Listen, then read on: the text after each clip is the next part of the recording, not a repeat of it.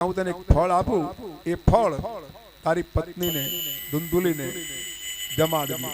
પણ એક તારે યાદ રાખવાનું કે આ તને ફળ આપું એ તારે પત્નીને આપીને પછી છૂટા નહીં.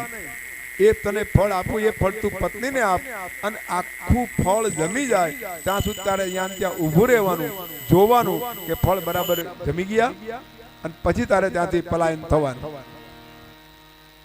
રાજી થયું, કારણ કે જે સમય શીખવે ને એને કોઈ બીજું ન શીખવી શકે.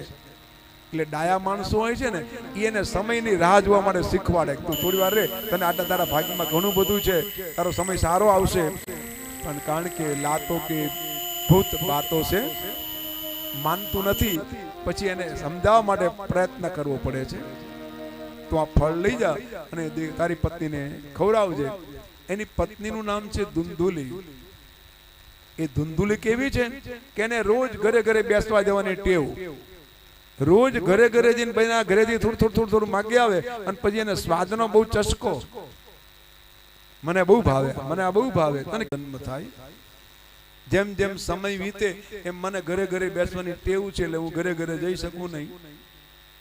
મને ખાટું ખોરું તીખું આવું બધું બહુ ભાવે, એટલે મને બહુ ખાવાની ટેવ છે, એટલે આવું બધું પાછું ખાઈ ન શકું. જો મારા ઘરે કોઈ પણ પુત્રનો જન્મ થાય, સારા દિવસો દેખાય, તો આવું બધું મારે બંધ કરવું પડે. એના કરતા જે ટેવ છે એ હારા મારું છે, આવું હાથે કરીને દુઃખ શું કામ ઊભું કરવું. અંત છે એ ફળ આપી દીધું. પેલી એ ફળ ગાયના ગમાણમાં નાખી દીધું. એ ગાય એ ફળ ખાઈ ગઈ. ઋષિએ આપેલું ફળ એટલે ઋષિએ દેવે ગુરુએ આપેલું જ્ઞાન. એ જ્ઞાનને ફળને ખાવું એટલે પચાવવું. જો ગુરુના સંતના એના જે જ્ઞાનને આપણે પચાવીએ તો મારું તમારું જીવન દિવ્ય બને છે. બાકી મહિનાઓ વર્ષાઓ ભજન સાંભળીએ કઈ ના ફેર પડે. કારણ કે એના જ્ઞાનને ફળને ખાવું પડે, પચાવવું પડે. જ્યાં સુધી એ ફળ પચે નહીં ત્યાં સુધી મારા તમારા આચરણમાં કે એના વિચારોમાં કોઈ ફેરફાર થાય નહીં. એની રહેણી કેણીમાં કોઈ ફેરફાર ન થાય. એટલે એના જ્ઞાનને પચાવવું.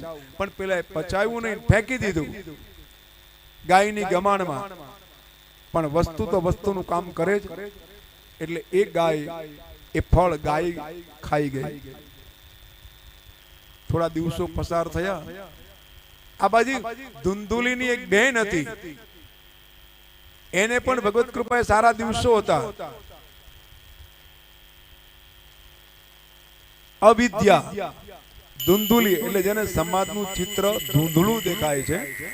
હવે સમાજનું ચિત્ર જેને ધૂંધળું દેખાતું હોય, કઈ નક્કી ન કરી શકે એવો સ્વભાવ હોય, અને એમાં એની બેન, એનું નામ છે અવિદ્યા.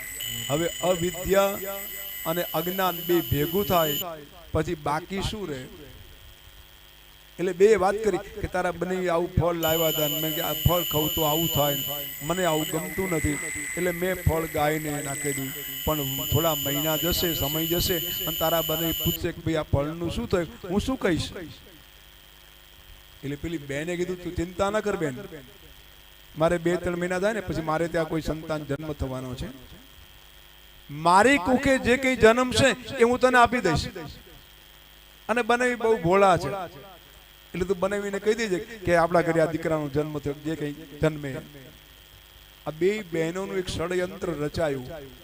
ધીરે ધીરે થોડા દિવસો પસાર થયા અને અવિદ્યા એટલે કે ધુંધુલીની બેનને ત્યાં દીકરાનો જન્મ થયો. અને એકદમ ધુંધુલીએ જાહેરાત કરી આત્મદેવ બ્રાહ્મણને કે આપણા ઘરે દીકરાનો જન્મ થયો. બેનનો દીકરો ત્યાં લઈ પોતે પોતાની જાહેરાત કરી કે આપણે ત્યાં દીકરાનો જન્મ થયો. આ બાજુ જે ગાય ફળ જમી ગઈ હતી, એ ગાયના કુખે શરીર ગળા સુધીનો ભાગ બધો પુરુષનો, અને ગળાથી માતાના વાળ સુધી ગાયનો મોઢા જેવો આકાર, એટલે એનું નામ થયું ગોકર્ણ. એના કાન જેના ગાય જેવા છે, ઉપરનું મોઢું ગાય જેવું, એ ગોકર્ણ નામ પડ્યું. અને પેલામાં જે બેનના દીકરાનો જે જન્મ થયો એનું નામ ધીરે ધીરે ધુંધુલી એનો દીકરો છે, એને અજ્ઞાનનો દીકરો અજ્ઞાન જ હોય, એ દીકરો ધીરે ધીરે મોટો થવા લાગ્યો. પણ કર્મ કોઈને છોડતું જ નથી. માણસના વિચાર એના સંતાનોના વિભાગમાં આવે જ છે, કર્મમાં આવે. આમ નાના બધા રમકડા બનાવે, રમકડાને દોરીથી બાંધીને ખેંચતો હોય એટલે કોઈના મળદા ખેંચતો હોય, આવી એની રમતો જોઈ. અને પેલા બ્રાહ્મણને આત્મદેવને એમ થયું કે ઓહો, બ્રાહ્મણના ઘરે આવો દીકરો વેદ ભણતો હોય, કોઈના ઘરે મંત્ર કરતો હોય, એની પૂજા કરાવતો હોય, આવી એની રમત હોવી જોઈએ. અને આ બહુ દુઃખી થયો.